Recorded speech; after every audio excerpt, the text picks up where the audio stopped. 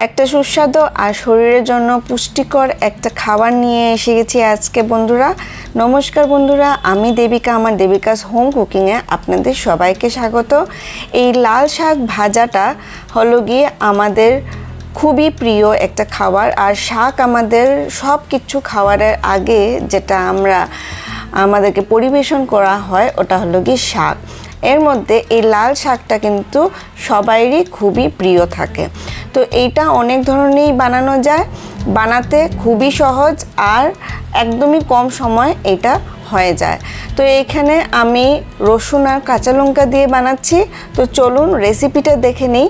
এখানে আমি 2 আঁটি লাল শাক নিয়ে নিয়েছি। দেখতে অনেকটা লাগতে পারে আপনার, কিন্তু যখন এটা রান্না হবে এটা একদমই কমে যাবে। আর একদমই টেনশন করবেন না যে এটা একদম কুচি কুচি করে কাটতে হবে।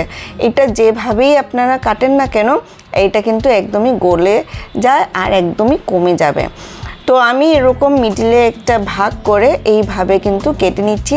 দেখতেই পাচ্ছেন কিভাবে কাটছি। আর আমার কয়েকটা পাতা হয়তো বড় থাকতে পারে, কিন্তু কোনো টেনশন নাই, এইগুলো এমনিতেই কিন্তু রান্না ভালো করে হয়ে যায়। তো এখানে আমার সবগুলো যেটা লাল শাক আছে ওগুলো আমার কাটা হয়ে গেছে। আর হ্যাঁ, আরেকটা টিপস আছে যেটা আপনারা ফলো করবেন। লাল শাক কাটার পরে কিন্তু কোনো দিনও আপনারা এটা ধুবেন না, ধুয়ে আপনারা কিন্তু লাল শাকটা কাটবেন। যদি কাটার পরে যদি আপনারা ধোন তাহলে কিন্তু লাল শাকটা একদমই টেস্ট হয় না, পুরো জল ঢুকে যায় লাল শাকের মধ্যে। তো আশা করছি এগুলো ছোট ছোট টিপস আপনারা ফলো করলে আপনাদের রান্না খুব ভালো হবে। তো এখানে আমি 5টা থেকে 6টা আমি রসুনের কোয়া নিয়ে নিয়েছি।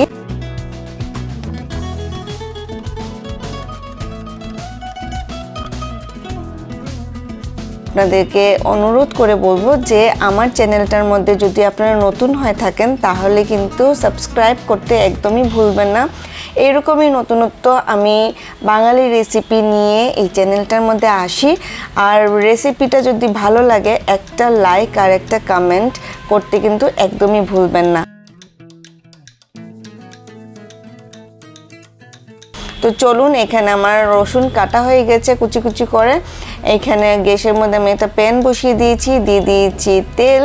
তেলটা একটু গরম হয়ে গেলে আমি এখানে দিয়ে দিব একটা শুকনো লঙ্কাকে আমি চিড়ে দিয়ে দিয়েছি।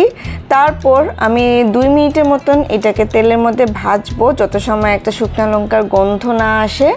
শুকনো লঙ্কা যখন ভাজা ভাজা হয়ে যাবে তখন আমি এখানে দিয়ে দিব রসুন, যেটা কুচি কুচি করে কেটে রেখেছিলাম ওটা দিয়ে দিলাম। আপনারা এই রান্নাটা যে অনেক ধরনেরই করা যায়, তো সব ধরনেরই আমি এই লাল শাক নিয়ে রান্না নিয়ে আসব। এগুলো পোস্ত দিয়েও করা যায়, তারপরে চিংড়ি মাছ দিয়েও করা যায়, তারপর আপনারা এটার মধ্যে চিনেবাদাম যেটা আছে ওটাও দিয়েও রান্না করতে পারেন, খুবই টেস্টি লাগে। তো আজকে অন্যরকম একটা রান্না করছি যেটা আমিষ, আপনারা নিরামিষও এই লাল শাকটাকে রান্না করতে পারেন। তো কথা বলতে বলতে দেখতেই পাচ্ছেন যে আমার রসুনটা লাল লাল হয়ে এসেছে। আর দিয়ে দিলাম এখন শাকগুলো আপনারা যদি আপনাদের কড়াইতে যদি জায়গা না হয় তাহলে এইভাবে রেখে কিন্তু 2 মিনিট 3 মিনিটের মতন আপনারা ঢেকে দিয়ে দিতে পারেন। তাহলে আপনারা দেখবেন 2-3 মিনিট পরেই কিন্তু আপনাদের শাকটা পুরো একদম কমে এসে গেছে। তারপরে হাতা দিয়ে ভালো করে নাড়িয়ে চাড়িয়ে কিন্তু আপনারা রান্না করতে পারেন। তো এখানে আমি দিয়ে দিলাম একটুখানি লবণটা দিলে শাকটা আরও তাড়াতাড়ি কিন্তু গলে যাবে। আর এখানে একটুখানি আমি হলুদ গুঁড়ো দিয়ে দিয়েছি। এইটা মশলার মধ্যে শুধু লবণ আর হলুদ দিয়েই কিন্তু এইটা রান্না হয়।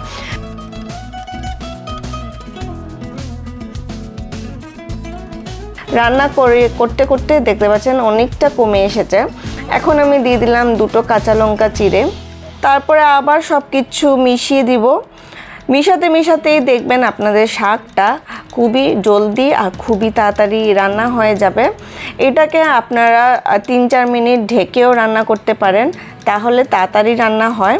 তো এখানে আমি ঢেকে দিয়েছি, একটু সময়ের জন্য ঢাকবো, ধরে নেন 4-5 মিনিটের মতন। তারপরে দেখতে পাচ্ছেন যে আমার শাকটা ভালো করে কিন্তু একদম নরম হয়ে গেছে।